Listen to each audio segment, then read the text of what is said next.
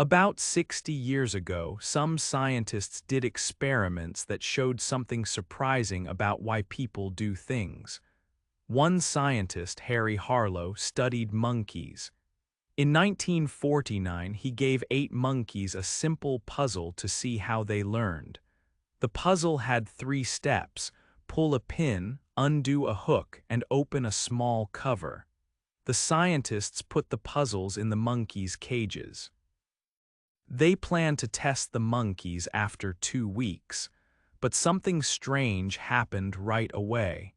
The monkeys started playing with the puzzles without being told to. They seemed focused and even looked like they enjoyed it. Soon, they started figuring out how to solve the puzzles. When Harlow tested them later, the monkeys were good at solving the puzzles quickly, often in less than 60 seconds. This was strange because nobody taught them how. Nobody gave them food or praise when they solved it. At that time, scientists believed 2 main things made animals and humans act: biological needs like hunger and rewards or punishments from outside. Neither of these explained why the monkeys solved the puzzles. Harlow suggested a third reason: the monkeys enjoyed solving the puzzle itself. The task was its own reward. He called this intrinsic motivation.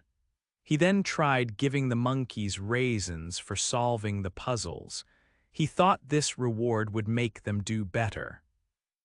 But the monkeys made more mistakes and solved the puzzles less often. The reward seemed to make their performance worse. About 20 years later, in 1969, another scientist named Edward Desai studied this idea with people. He gave university students a puzzle called a soma cube. He divided them into 2 groups. Both groups solved puzzles in 3 sessions.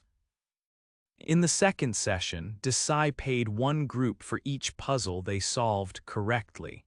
The other group got no money. During breaks, Desai secretly watched what the students did. When the first group was paid, they spent more of their free time playing with the puzzle.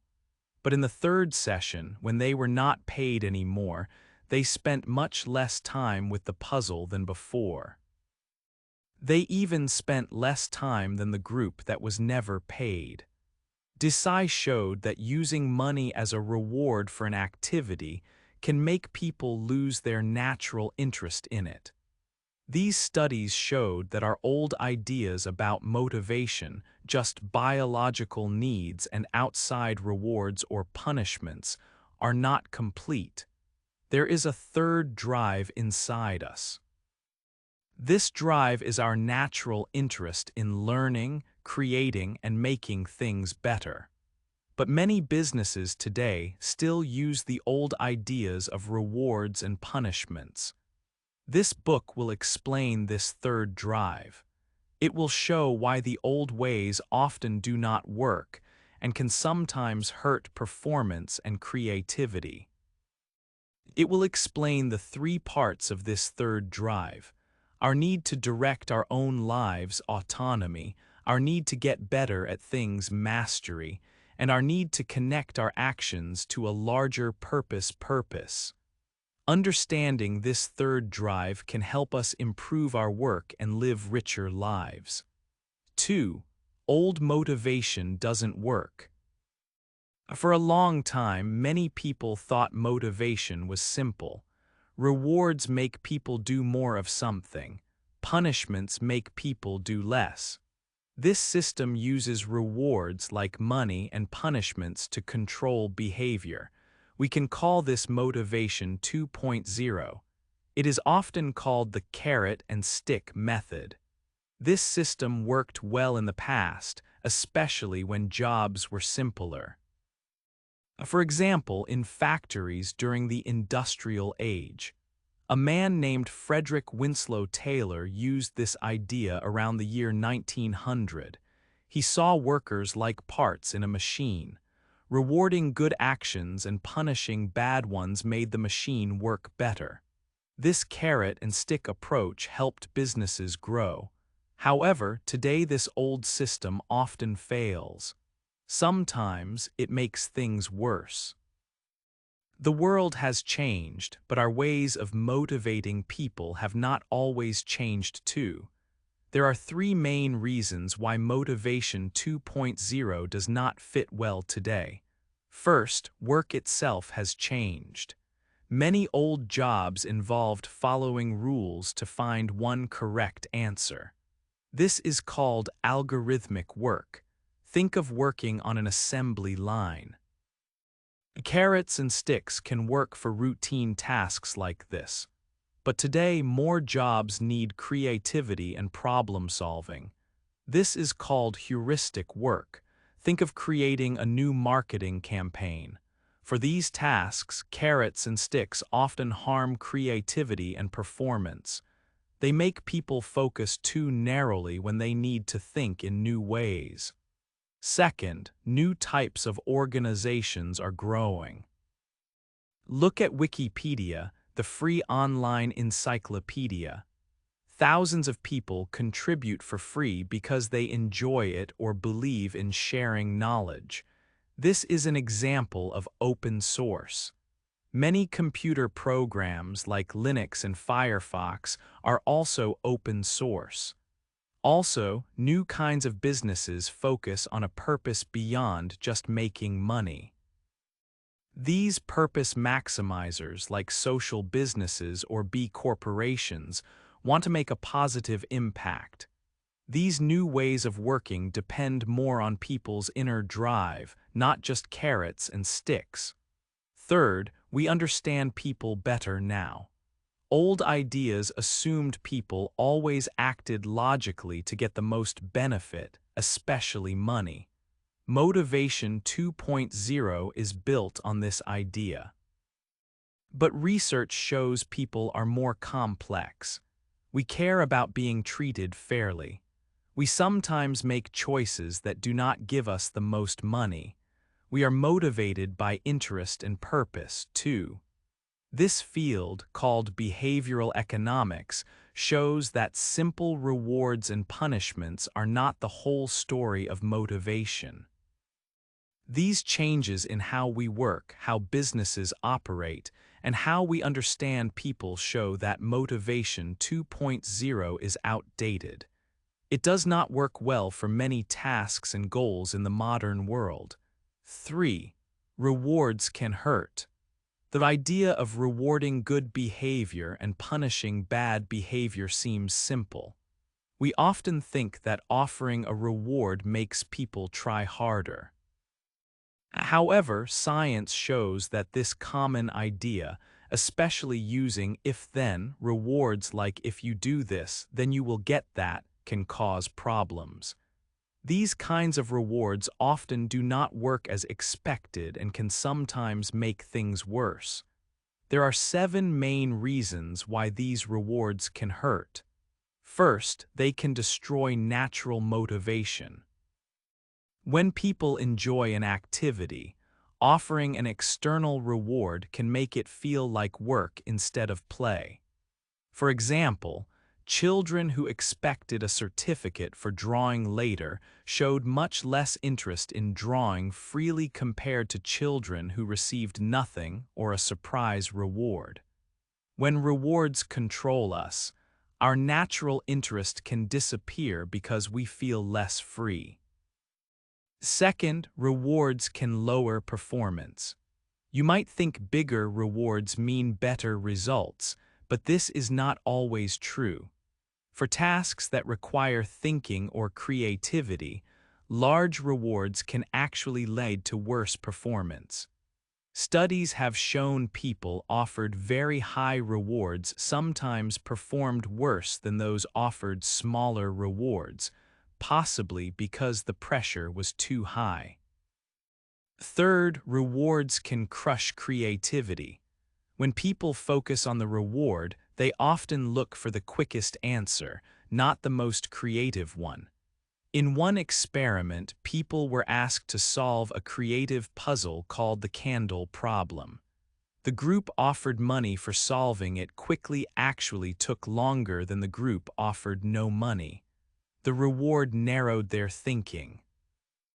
Fourth, rewards can remove good behavior. Sometimes people do good things because it feels right, not for money. Adding a reward can change this feeling. For instance, offering money for blood donations sometimes resulted in fewer people donating. The payment replaced the good feeling of helping others. Similarly, fining parents for picking up children late from daycare sometimes led to more lateness, as the fine turned it into a simple payment, not a responsibility. Fifth, rewards can encourage cheating and shortcuts. When getting the reward is the most important thing, some people will do anything to get it, even if it means breaking rules or acting unfairly. For example, employees might cheat reports or lie to customers to reach a sales target and get a bonus. Sixth, rewards can become addictive. Like some drugs, the good feeling from a reward can fade. Then, people need a bigger reward next time to get the same effect. Offering a reward once can make people expect it every time, and they might stop doing the activity if the reward is removed or not increased. Seventh, rewards can encourage short-term thinking. If-then, rewards often make people focus only on finishing the task quickly to get the prize. They might not think about quality or the long-term effects. For example, focusing only on immediate sales numbers might stop people from building good customer relationships for the future. This short-term focus works against developing real skill or mastery, which takes time and effort. 4. When rewards can help. Rewards can sometimes be helpful in motivation. But before we talk about special rewards, it's important that basic things are fair. People need to earn enough money to live. They need a fair salary and good working conditions. If these basic rewards are not okay, people will feel unhappy and worried. It will be very hard to motivate them at all. Think of these fair conditions as the starting point. After the basics are okay, we can think about other rewards. Sometimes the usual if-then rewards can work. These are rewards where you promise something before the work starts, like if you finish this job, then you will get a bonus. These rewards work best for simple tasks. These are tasks that follow clear instructions and have one correct answer. Think about jobs like putting items in boxes or following a simple checklist. For this type of work, sometimes called routine work, an if-then reward might encourage people to work faster or finish the job. It gives a small extra push when the work itself is not very interesting. However, even for simple, routine tasks, it's better to use if-then rewards carefully.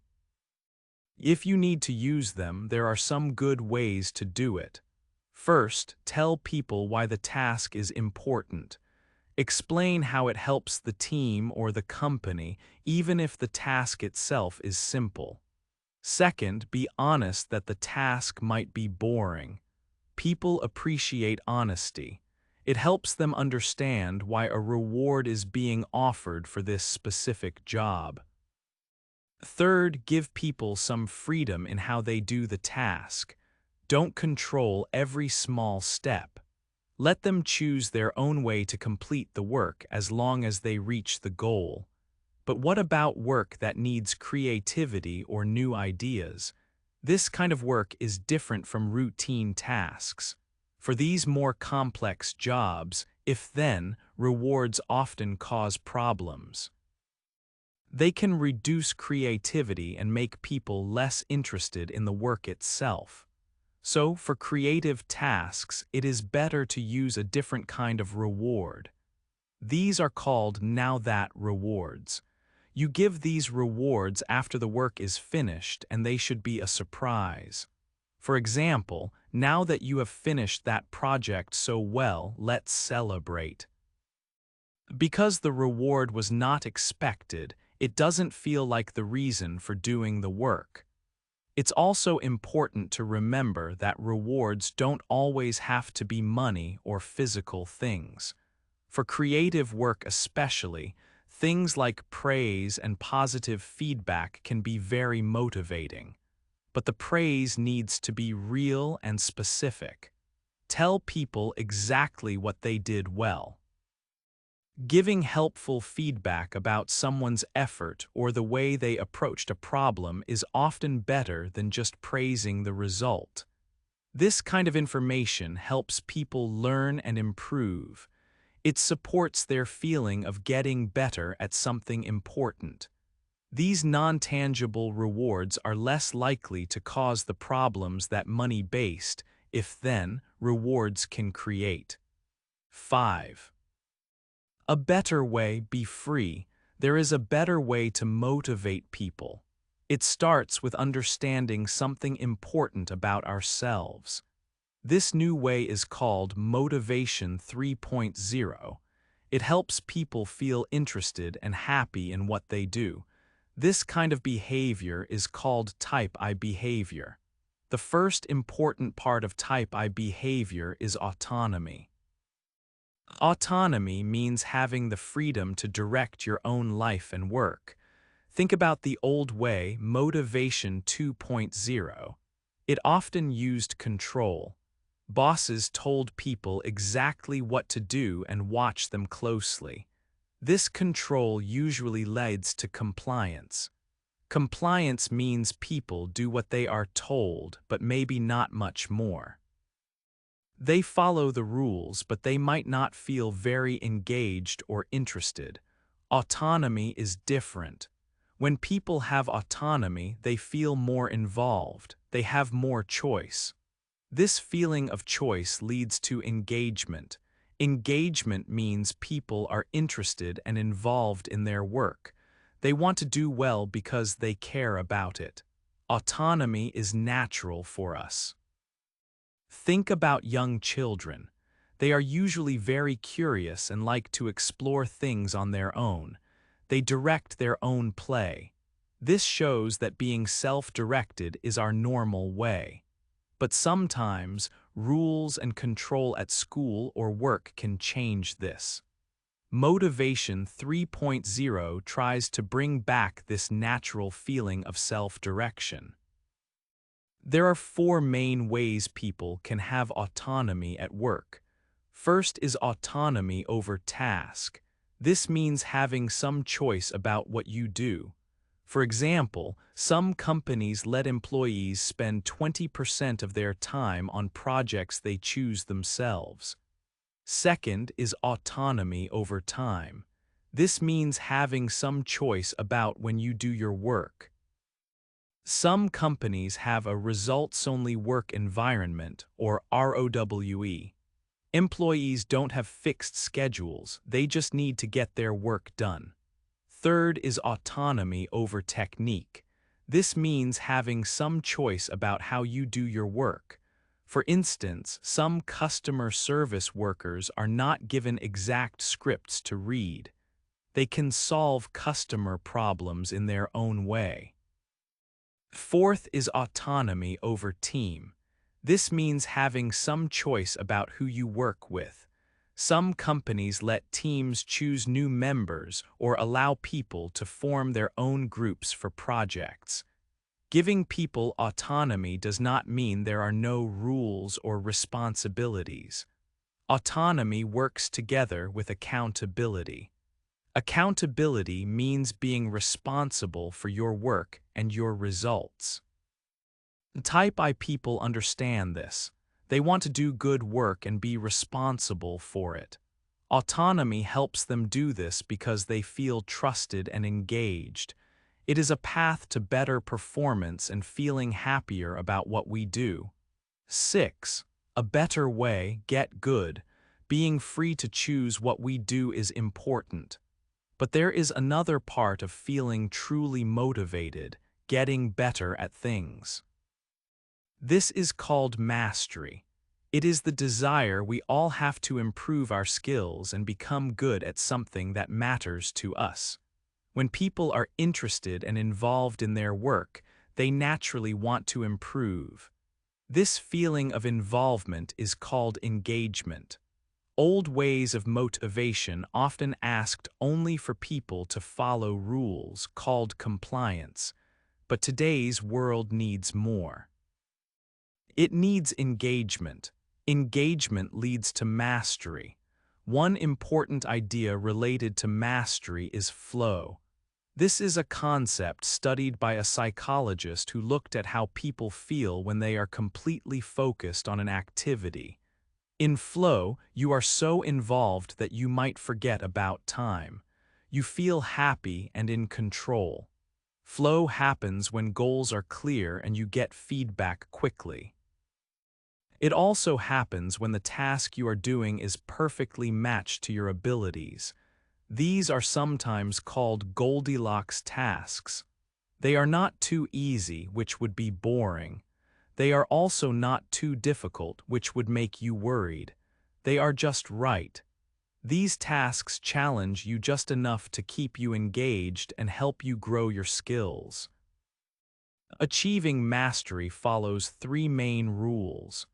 The first rule is that mastery is a mindset. Some researchers found that people think about ability in 2 ways. Some believe talent is fixed, you either have it or you don't. Others believe talent can grow with effort. This second belief, the growth mindset, is essential for mastery. People with this mindset see challenges as chances to learn, not as tests they might fail. They focus on learning goals like becoming able to speak French, rather than just performance goals like getting a good grade in French class. The second rule is that mastery takes effort. Getting really good at something is not easy. It requires hard work, practice, and determination over a long time. This is sometimes called grit. Think about great musicians or athletes. They spend many hours practicing, even when it is difficult or not fun. This focused practice on improving specific skills is necessary to become a master. The effort itself gives meaning to what you do. The third rule is that mastery is something you can never fully reach. It is like a line that you can get closer and closer to, but never actually touch. This is called an asymptote in mathematics. You can always improve, always learn more, always get better. This might sound frustrating, but it is also what makes trying so interesting. The journey towards getting better is often more rewarding than reaching a final point. This constant possibility of improvement keeps us motivated and engaged. Wanting to get better at something important is a powerful, natural drive. 7. A better way, have meaning. We have looked at being free and getting good at what we do. There is one more important part of this better way to motivate people. This third part is purpose. Being free and getting good are important, but purpose gives them direction and meaning. People naturally want to feel their lives are important. We want to be part of something bigger than just ourselves. This desire for meaning has been part of being human for a very long time. Thinking about purpose helps us live better and more satisfying lives. The old way of thinking, Motivation 2.0, focused mostly on making money. This is called profit maximization. Purpose was often seen as something extra, nice to have but not truly necessary, especially if it stopped people making profit. The new way, Motivation 3.0, sees things differently. Making money is still important for businesses, but it is not the only goal. Having a clear purpose is just as important. This is called purpose maximization. Purpose gives people energy and helps them do great work. We can see this change happening in some organizations today. They show purpose in different ways. Some businesses set purpose-driven goals. Their main aim is about more than just profit. For example, the company Tom's Shoes gives away a pair of shoes to a child in need for every pair it sells. Other new types of companies like B Corp also focus on creating social benefits. For these companies, profit is useful because it helps them reach their purpose. The words companies use are also starting to change. Some business students now take an MBA oath. They promise to work for the greater good and think about society. Using words like purpose helps people feel connected to a bigger goal. Also, notice if people in a company say we instead of they when talking about their work. We suggests people feel part of a shared purpose. Companies can also create purpose-enabling policies. These are rules or ways of working that help people find meaning. Instead of just having lists of ethical rules to follow, companies can give employees more choice. For example, some businesses let workers decide where the company's charity money goes. This can make employees feel happier than just getting a bonus. Another idea is giving people time, maybe one day a week, to work on parts of their job they find most interesting and meaningful. This helped doctors at one hospital feel less tired and stressed. Having purpose goals doesn't just help companies, it helps people feel much better too. One study looked at students after they finished university. The students who had goals connected to purpose, like helping others or learning new things, felt happier and less worried than before. But the students whose goals were only about profit, like getting rich or famous, did not feel any happier even when they reached those goals. Sometimes they actually felt more anxious or sad. This shows that having the right kind of goals, purpose goals, is very important for our well-being. Focusing only on money often does not lead to a happy life. Purpose is key. 8. Living the new way. Science has learned a lot about what makes people feel motivated and do good work. However, many businesses and organizations still use old ideas about motivation. Often, these old ways do not match what science knows. This gap between science and practice can cause problems.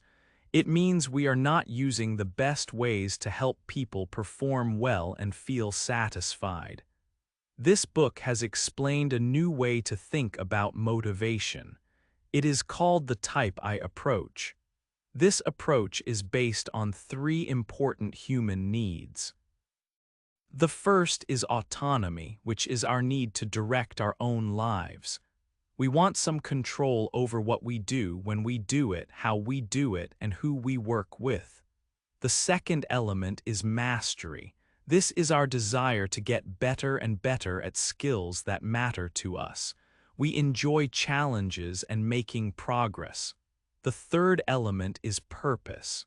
This is our need to do work that has meaning. We want to feel that our work contributes to something larger than ourselves. This Type I way of thinking is not just a new management technique. It connects with our basic human nature. As humans, we are naturally curious. We want to learn, create, and make a difference. The old view sometimes treated people like machines that only respond to rewards or punishments. But the Type I approach recognizes that we have an inner drive to be active and engaged in our lives. Using autonomy, mastery, and purpose helps this natural drive to come out.